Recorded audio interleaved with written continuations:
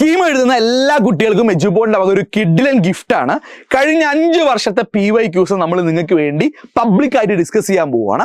എജുപോഡിന്റെ ബാച്ചിൽ crash ബാച്ചിലൊക്കെ join ചെയ്ത കുട്ടികളുണ്ടാവും, join ചെയ്യാൻ കഴിയാത്തവരുണ്ടാവും. പക്ഷേ PYQs ഒക്കെ എല്ലാവർക്കും നമ്മൾ അവൈലബിൾ ആക്കാണ്. ഫൈനൽ എക്സാം ഡേ ആയില്ലേ, ഇനി എന്താണ് മുഴുവൻ ചാപ്റ്റർ ഒരിക്കലും പഠിച്ചെത്താൻ പറ്റില്ല. ക്രാഷ് പ്രോഗ്രാം ഒക്കെ അവസാന ദിവസങ്ങളിലേക്ക് എത്തി. അപ്പോൾ ക്രാഷ് ബാച്ചിലുള്ളവർക്ക് അവരുടെ ഷെഡ്യൂൾ ബാധിക്കാത്ത രീതിയിൽ നിങ്ങൾ ആ ദിവസങ്ങളിൽ എന്ത് ചെയ്യുക, ഷെഡ്യൂൾ പെട്ടെന്ന് എത്രയും പെട്ടെന്ന് രാവിലെ തീർത്തിട്ട് അതിനുശേഷം ഈ PYQ കണ്ടു കഴിഞ്ഞാൽ നിങ്ങൾക്ക് ആക്ച്വലി റിവിഷനും കൂടിയാവും. ഇനി ഒരു ബാച്ചിലും ജോയിൻ ചെയ്യാൻ പറ്റാതെ പോയവരുണ്ടാവും, ഇനി മറ്റേതെങ്കിലും ബാച്ചസിലൊക്കെ ജോയിൻ ചെയ്തവരുണ്ടാവും. അവർക്കെല്ലാം ഇത് ആക്ച്വലി യൂസ്ഫുൾ ആയിരിക്കും.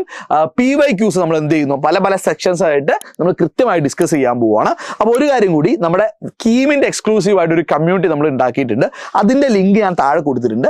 അതിൽ നമ്മൾ എന്ത് ചെയ്യും, ഇതിന്റെ നോട്ട്സും കാര്യങ്ങളൊക്കെ ആ കമ്മ്യൂണിറ്റിയിലേക്ക് ഷെയർ ചെയ്യുക. അപ്പോൾ അത് ഇപ്പം തന്നെ ജോയിൻ ചെയ്ത് വെച്ചോളൂ. കാരണം നോട്ട്സ് വലിയ നോട്ട്സ് ആയതുകൊണ്ട് ഒരിക്കലും നമ്മൾ ഷെയർ ചെയ്യുന്നുണ്ടായിരിക്കുള്ളൂ. അപ്പോൾ അതുകൊണ്ട് ആദ്യം തന്നെ ജോയിൻ ചെയ്ത് വെക്കുക. താഴെ കമ്മ്യൂണിറ്റിയിൽ താഴെ പിൻഡ് മെസ്സേജിലുണ്ടാവും. അപ്പോൾ ഷെഡ്യൂൾ ഇങ്ങനെയാണ്.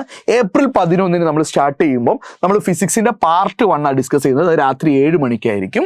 ഇനി അതേപോലെ മാത്സ് നമ്മൾ ഒരു 2 പാർട്ടായിട്ടാണ് ചെയ്യുന്നത്. അപ്പോൾ മാത്സിന്റെ പാർട്ട് 1 അത് നമ്മൾ ഏപ്രിൽ 12 അത് വൈകിട്ട് 5 മണിക്കാണ്. മാത്സിന് വെയിറ്റേജ് കൂടുതലുണ്ട്, അപ്പോൾ കൂടുതൽ ടൈം എടുത്തിട്ട് തന്നെയാണ് പറയുന്നത്.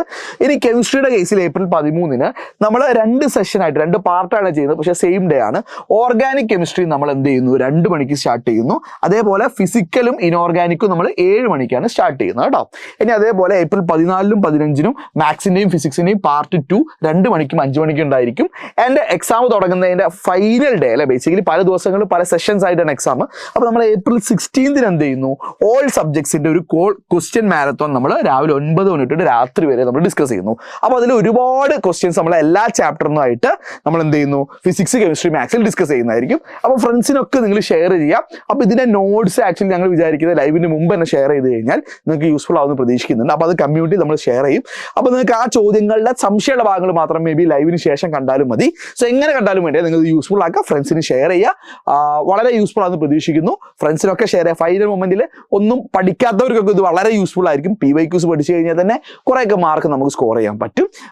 ടോപ്പ് സ്കോർ എത്താൻ പറ്റുമെന്ന് ഞാൻ പറയുന്നില്ല, PYQs മാത്രം കണ്ടുവന്നു. പക്ഷേ ഇതെങ്കിലും പഠിച്ചു കഴിഞ്ഞാൽ നിങ്ങൾക്ക് ഫൈനൽ മൊമെന്റിൽ നിങ്ങൾക്ക് നല്ലൊരു മാർക്ക് സ്കോർ ചെയ്ത് ഒരു ഗവൺമെന്റ് കോളേജിലേക്ക് എത്താൻ കഴിഞ്ഞാൽ ഈ ക്വസ്റ്റ്യൻ ബാങ്ക് എങ്ങനെ ഡിസ്കസ് ചെയ്ത് കഴിഞ്ഞാൽ പറ്റേണ്ടതാണ്. So all the best.